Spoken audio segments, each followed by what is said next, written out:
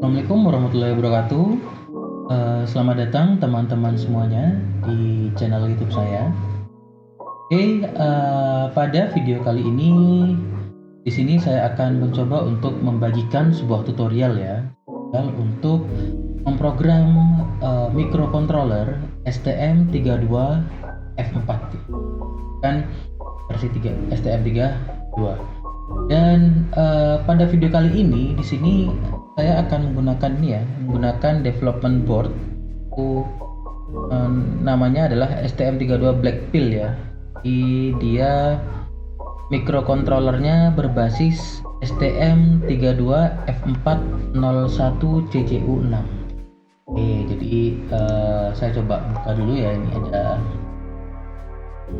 beberapa poin yang perlu diperhatikan terkait microcontroller atau board yang kita gunakan.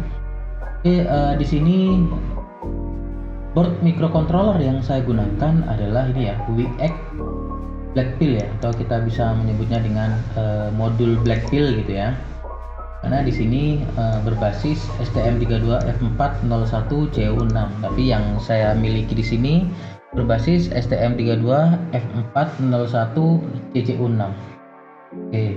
Karena masing-masing versi memiliki perbedaan. Pada tutorial kali ini kita akan mencoba untuk mengakses ya. Jadi di dalam board microcontroller ini ya, di dalam board ini terdapat satu buah LED dan satu buah push button ya, atau switch gitu. Dan kita akan mencoba untuk mengakses I/O tersebut. Yang perlu diperhatikan adalah ya, jadi di sini kita akan menggunakan input output.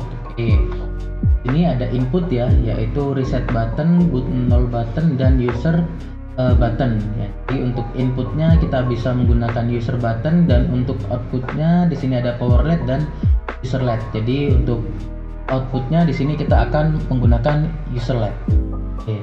Nah, untuk inputnya sendiri, input button ini akan terhubung ke PA0 pada microcontroller, akan terhubung pada port A pin 0, dan untuk output LED-nya maka akan terhubung pada port C pin 13.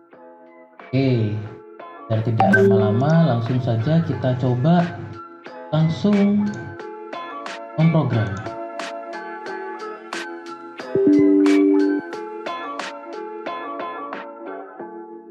Jadi di video kali ini saya akan memprogram microcontroller Blackpill ini menggunakan aplikasi STM32Cube IDE Editor ya.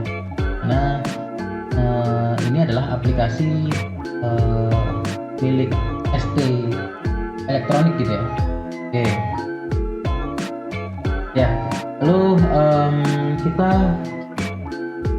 pertama kali dalam menjalankan program atau menjalankan aplikasi STM32Cube IDE ini akan muncul window ini ya, untuk memilih direktori mana untuk kita jadikan sebagai workspace. Dan di sini saya menggunakan direktori F ya, dan saya sudah memiliki folder STM32Cube IDE untuk menyimpan project-project yang akan saya gunakan. Kita klik launch.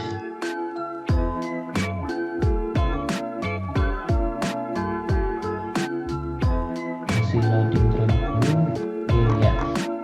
Tampilannya akan seperti ini ya.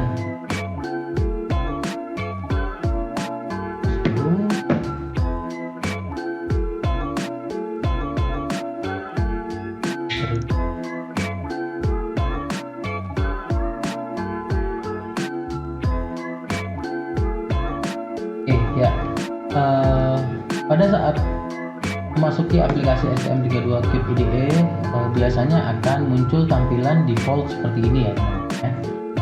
Lalu berikutnya kita coba melakukan konfigurasi terhadap microcontroller yang kita gunakan saat ini. Kita membuat file project ya. Jadi klik menu file, lalu pilih menu new dan arahkan ke STM32 project ya, yang di sebelah sini, STM32 project. Lalu kita klik, dia akan melakukan proses loading terlebih dahulu ya.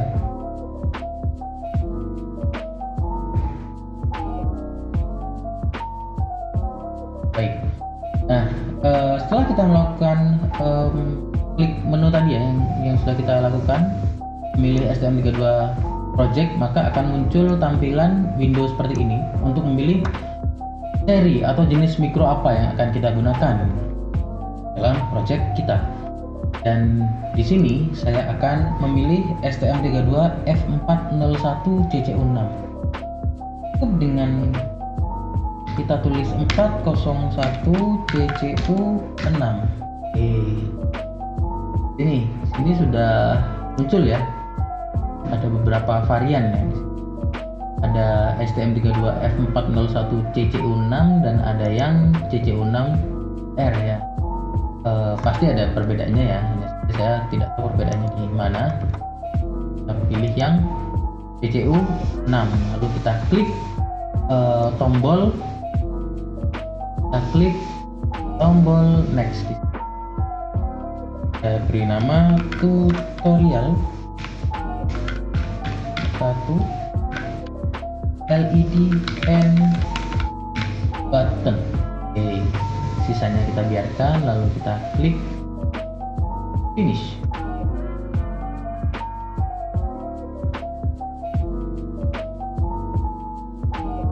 Loading ya.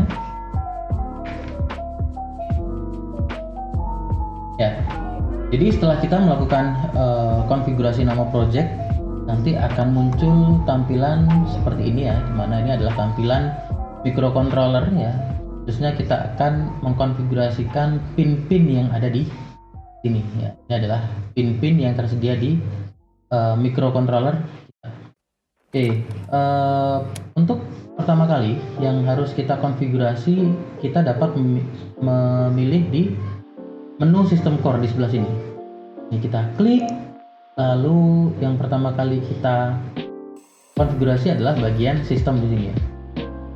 Kita klik, lalu kita pilih di sini debug. Ini kita pilih yang serial wire. Oke. Lalu berikutnya kita melakukan konfigurasi RCC atau Reset and Clock Controller. Ini melakukan konfigurasi berkaitan dengan clock. Jadi microcontroller ini memiliki atau bekerja dalam satuan waktu ya. Dia memerlukan timing. Nah, timingnya ini di-generate oleh clock. Dan jenis clock ada dua, yaitu clock internal dan eksternal. Nah, pada tutorial kali ini saya merekomendasikan, atau mungkin dapat digunakan untuk kedepannya, saya merekomendasikan untuk menggunakan clock eksternal, karena clock eksternal ini lebih presisi dari segi timingnya. Oke. Dan di konfigurasi kita kali ini terdapat dua menu di sini ya. Ada high speed clock atau HSE dan low speed clock atau LSE. Di sini high speed clock dan low speed clock ini dari komponen kristal ya. Jadi di microcontroller ini sudah terdapat kristal internal, komponen kristal itu untuk mengenerate adanya clock. Lalu di sini kita pilih ya yang HSE, kita pilih dengan kristal ya. Oke, dan yang low speed clock ini saya biarkan karena kita tidak akan menggunakan low speednya. Biasanya low speed clock ini digunakan untuk keperluan RTC seperti itu. Oke, sudah. Lalu berikutnya kita akan melakukan konfigurasi GPIO. Oke, seperti ini tampilannya ya. Kalau kita kembali ke ini ya, ke spesifikasi dari STM32 Blackpill, maka untuk user button itu terhubung pada PA0 dan user LED terhubung pada port C PC13 ya, connected to PC13. Lalu kita lakukan konfigurasi. Tadi PC13 kita konfigurasikan sebagai output ya, karena dia digunakan untuk LED, maka dia sebagai output. GPIO output level ya, jadi di dalam microcontroller STM32 Blackpill itu sudah ada LED, di mana LED ini dapat menyala atau aktif ketika diberi tegangan low gitu ya teman-teman. Dan pada saat microcontroller dinyalakan, maka kita dapat menentukan nih, apakah LED ini secara default dalam kondisi hidup atau mati. Nah, jika GPIO output levelnya low, maka dia secara otomatis dan secara default akan nyala gitu ya. Maka kita beri dengan low. Kalau ingin kita kondisikan LED pertama kali pada kondisi mati, maka kita jadikan ke posisi high. Lalu GPIO mode-nya kita biarkan di output push pull. Lalu GPIO pull up atau pull down-nya kita biarkan saja. Maksimum output speed-nya di low. Lalu user label. Nah, user label ini bisa kita buat nama sendiri. Di sini saya buat sebagai built-in LED. Ini. Ya. Oke, ini untuk yang port C13 untuk LED. Lalu berikutnya adalah user button ya, sini yang terhubung ke port A0. Kita cari port A0 ya, ada di sini ya. Ini adalah PA0 atau port A0, port A pin 0. Kita setting sebagai input. Oke. Kita klik PA0, lalu kita konfigurasikan dia sebagai input mode ya. Nah, lalu GPIO pull up or pull down-nya kita ganti dengan pull up. Lalu user labelnya kita ganti dengan built-in button. Ya, jadi ini adalah konfigurasi sederhana ya untuk tutorial kita hari ini, yaitu bagaimana cara mengakses LED dan bagaimana cara mengakses push button atau button yang ada di board kita.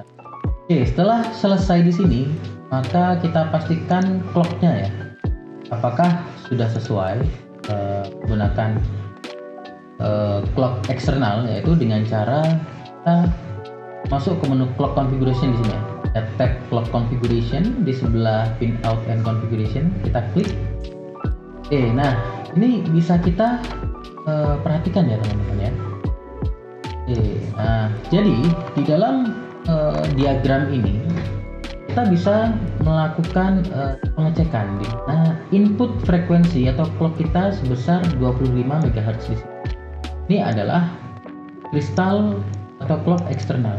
Nah di sini tertulis minimalnya yang paling kecil adalah 4 MHz hingga 26 MHz. Jadi kalau misalkan mau diganti kristalnya, jadi kita harus menyesuaikan nih minimalnya berapa megahertz dan maksimalnya berapa. Lalu berikutnya diperhatikan di bagian ini ada PLL source mux ya, atau PLL source multiplexer. Di sini ada dua pilihan, HSI dan HSE. Kalau yang HSI ini adalah high speed internal clock, HSE adalah high speed external clock. Lalu kita pilih yang HSE. Kita maju lagi di sistem clock MUX atau sistem clock multiplexer. Nah, di sini ada tiga pilihan. Apakah memilih HSI, HSE atau PLL clock? Di mana pilihan ini akan menghubungkan clock dengan sistem. Ya. Jadi di microcontroller STM32 ini bisa mendistribusikan clock ke masing-masing peripheral, nah itu ADC, timer ya, atau serial dan lain-lainnya, itu bisa kita konfigurasikan menggunakan frekuensi dari clock berapa. Nah, di sini karena kita menggunakan eksternal, maka kita bisa menggunakan HSE atau PLL. Ya, HSE dan PLL ini adalah konfigurasi clock di mana kalau kita menggunakan HSE, maka maksimal clock yang dimasukkan ke dalam sistem clock microcontroller itu sebesar 25 MHz. Ya, itu maksimal karena mengikuti nilai dari kristal. Nilai maksimalnya 25. Namun ketika kita menggunakan PLL, maka clock sistem kita ya, dapat kita ubah maksimal 80 MHz. Klik enter, maka dia akan secara otomatis berubah untuk konfigurasi masing-masing peripheral. Nah, untuk saat ini kita gunakan high speed saja, SE ya. Ya, sistem clocknya sebesar 25 dan high speed clock untuk peripheralnya sebesar 25, mana maksimumnya sebesar 84. Oke, pastikan clock ini sudah terdistribusi dengan baik ya. Oke, kalau sudah, lalu kita klik save. Save, maka akan muncul tampilan editor program ya. Oke. Nah, ini adalah tampilan default dari program kita. Jadi yang tadi kita konfigurasikan ya pada tampilan sebelumnya itu akan secara otomatis di-generate menjadi program. Nah, berikutnya kita akan mencoba untuk melakukan blinking LED ya. Mencoba cara kerja LED-nya. Jadi di program ini dapat bagian-bagian, mana bagian-bagian ini kita ambil contoh di sini ada user code gitu ya. Ada user code, lalu ada private code-nya. Kalau kita ingin menambahkan variabel kita sendiri, kita bisa menambahkannya di sini ya, di dalam user code ini.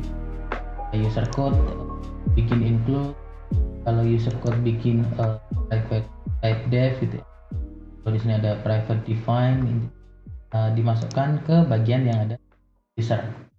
Karena kalau kita tidak memasukkan deklarasi atau program di dalam yang ada atau yang sudah disediakan, maka kalau misalkan kita ingin melakukan rekonfigurasi terhadap pin atau terhadap peripheral menggunakan menggunakan konfiguratornya, nah maka ketika kita save, dia akan melakukan rekonfigurasi program, dan program yang tidak kita tulis di dalam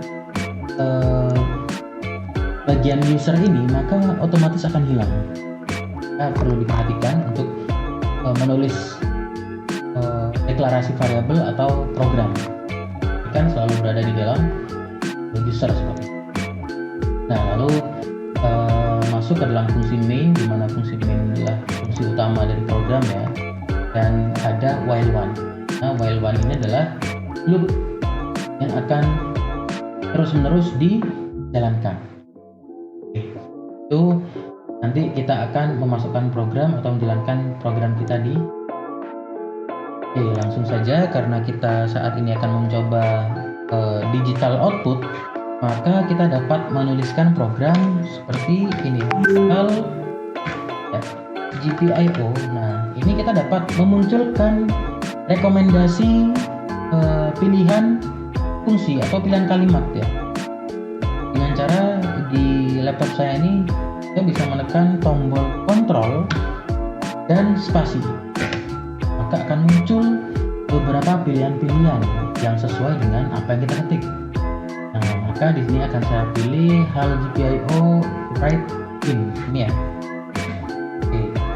Di dalam fungsi HAL GPIO write pin terdapat 3 parameter, yaitu GPIO X, GPIO pin, dan pin state. Nah, GPIO X ini adalah port mana yang digunakan untuk menyalakan LED atau port mana yang terhubung dengan LED. Oke, kalau kita lihat dari aplikasinya, maka dia ada di GPIO C. karena dia ada di PC13. PC13 maka ada di GPIO C ya, dan ada di GPIO pin 13 ini. Klik di pin kontrol spasi maka akan muncul seperti ini. Pin state ini adalah nilai logikanya 1 atau 0, karena LED yang ada di board black pill ini aktif low, maka jika kita ingin nyalakan kita beri nilai 0, atau kalau ingin mematikan LED kita beri nilai 1. Oke. Nah, karena tadi pada saat kita melakukan konfigurasi GPIO LED kita beri nama built-in LED, maka kita juga dapat menggunakan parameter built-in LCD gitu ya. Oke, seperti built-in LED, ada built-in LED GPIO port, dan di sini built-in LED pin. Kita dengan nilai 0 untuk kita nyalakan. Lalu kita beri delay ya, hal delay kita beri 1 detik gitu ya, 1000 millisecond. Kita copy saja.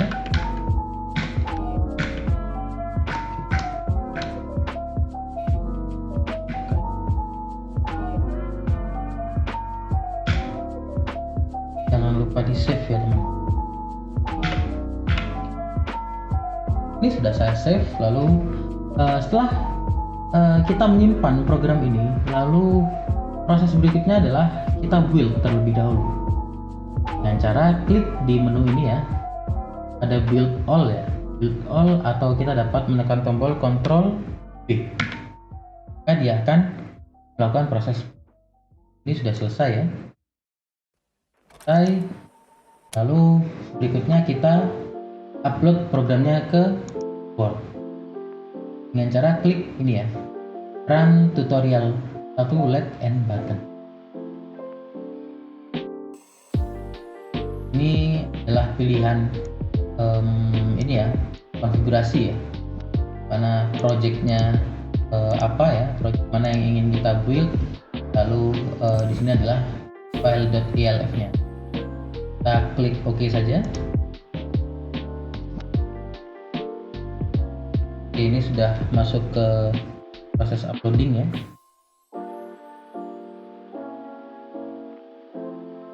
Kita lihat bahwa LED-nya sudah dapat nyala dan mati dengan waktu 1 detik. Dan kita persingkat waktunya jadi 100 millisecond, akan seperti apa? Save, lalu kita build, Ctrl V, kita run ya.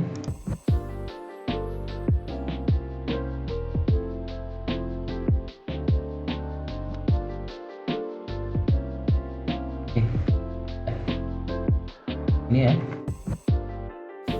kita sudah dapat mengakses LED. Oke, lalu bagaimana dengan push button? Oke, baik, sekarang ini saya komen dulu agar kita dapat lakukan komen dengan cara kita blok bagian program yang tidak ingin dieksekusi. Lalu kita tekan tombol kontrol garis miring secara otomatis. Ya, karena push button adalah suatu komponen input yang tadi kita menggunakan hal GPIO pin, maka kita akan menggunakan fungsi hal GPIO read pin ya, GPIO pin ya. Ini ada built-in button port. Kita ganti dengan built-in. Ini adalah fungsi yang akan karena di sini ada 2 kondisi. ketika ditekan dan ketika tidak ditekan, maka kita menggunakan if ini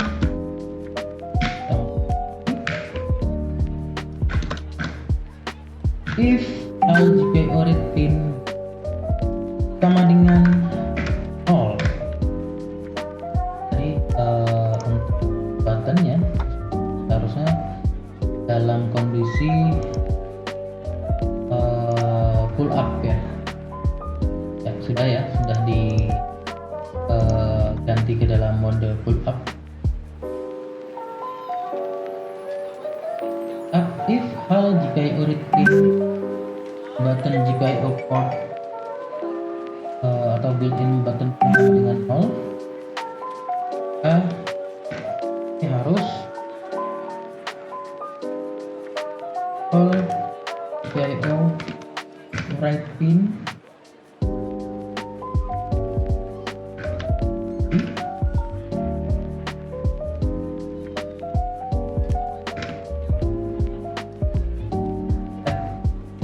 pin nyala, dan sisanya harus di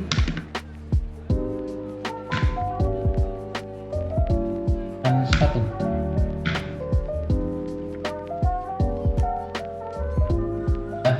Program yang sudah kita buat, jangan lupa di save kalau kita build. Oke, kalau sudah di build, kita dapat mengupload program.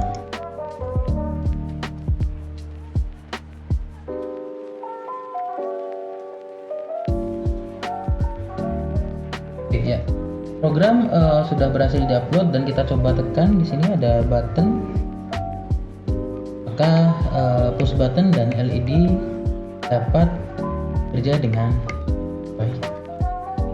Oke, sekian dulu untuk tutorial kita pada video ini.